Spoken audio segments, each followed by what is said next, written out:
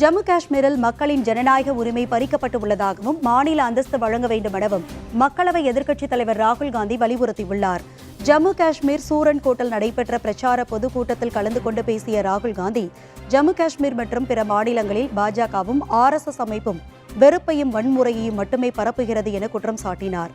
வெறுப்புக்கு பதில் வெறுப்பு அல்ல, அன்பை கொண்டு வெறுப்பை வெல்லலாம் என தெரிவித்த அவர், பிரதமர் நரேந்திர மோடியின் உளவியலை நாம் அன்பினால் உடைத்துள்ளோம் எனவும் கூறினார்.